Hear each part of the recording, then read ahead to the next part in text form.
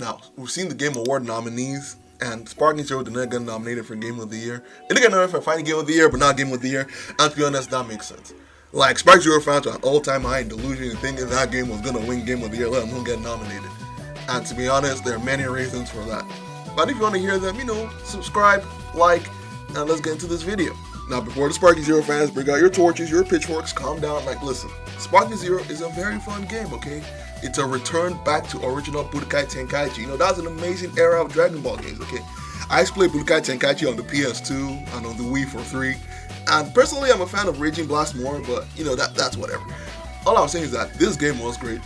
It delivered on multiple avenues, the graphics, the gameplay, even the roster. The roster specifically, I thought they were nickel and dime us, just like half the characters. But no, they actually brought back all the people from flipping Budokai Tenkaichi and added more people. I saw things like movies or GT with DLC, but they were free and they were there at launch. Well, except for OG by this point, which Dragon Ball Media acknowledges OG.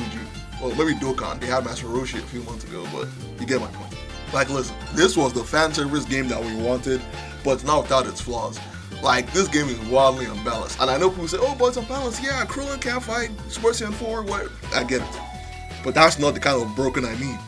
This game is broken in terms of its actual game mechanics, man. The amount of cheese in this game is crazy. The instant sparkings and flipping after image strikes, the unblockable setups into ults. Like, have you seen Broly just key blast spam somebody until he goes to that ult? You can't dodge that. You can't escape that.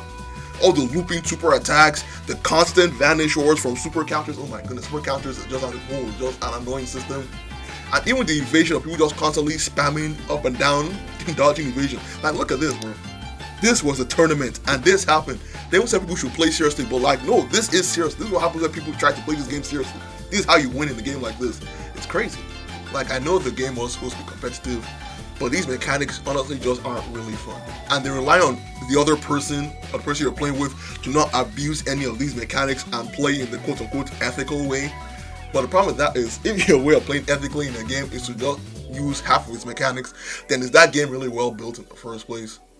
Like, listen, people are always gonna follow the meta and what's the best tactic available, which is why a lot of games try to balance it out so that the best thing available is not really much better than the other things available, so you can't really exploit anything. Which leads back to my original point. All the Game of the Year contenders have good reasons to be there. They are all peak games for the most part with the highest ratings this year. Like, come on. FF Rebirth and Astro Bot, 2 peak games that people are expecting to be the 2 main contenders of who's going to win this year. Both are fun. Everyone played it. Everybody had enjoyed it. Everybody had fun with these games. Great games. Balatro. Now, this is a game I had heard about, but I wasn't sure of. And flew under the radar for a lot of other people as well. This is an indie smash hit game. I know people are saying, oh, it's just a card game. It doesn't matter. Everyone who has played that game said it's peak. It's amazing. They are so happy it got nominated. Balatro sweep, all that shit. And I get why they say that. Now, there's also Metaphor Ray Fantasio. I'm currently playing this right now, and honestly, it deserves to be there. This game is fire, this game is peak, and I believe it also has the highest ratings on Metacritic this year as well. So this might be the dark horse that ends up just sweeping through and actually winning Game of the Year. I want it to win personally. But say your thoughts on who you want to win Game of the Year this year based on the nominees. Let's continue. Now, Shadow of the Earth Trio as well. Like, let's be honest, a DLC should not be nominated for Game of the Year. I don't like that. But at the same time, it is like the DLC at this point. It's so flipping goated that they had to include it into the Game of the Year. Like, people rate it that much. I understand why.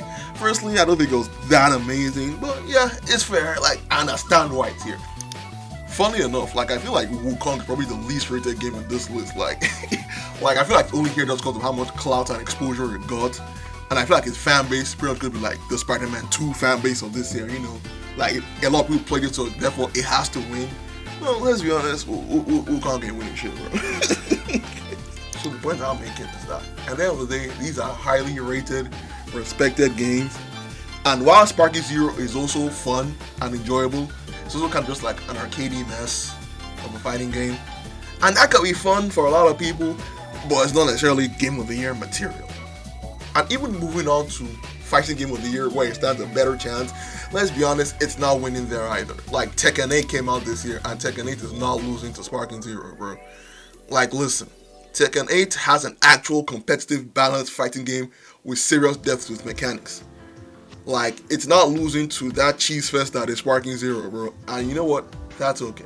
The final point I'm going to make of this video is that at the end of the day, even if Spark Zero doesn't win anything this year, it doesn't matter. We got to relive the glory days of Budokai Tenkaichi with updated graphics and gameplay, with new characters that weren't even in the game before. And to be honest, as long as you enjoy the game and have fun, like, that's good enough, to be honest. We play games because we like them, not because of award shows or whatever clout it gets. We play because we have fun with it. And if we have fun with it, then honestly, that's good enough. And anything else, honestly, doesn't matter. We had our fun. It is what it is. So if you like this video, comment, like, subscribe. I'm going to be dropping a new video next week about Sparking Zero team building, so watch out for that. And with that, I'll have to say peace.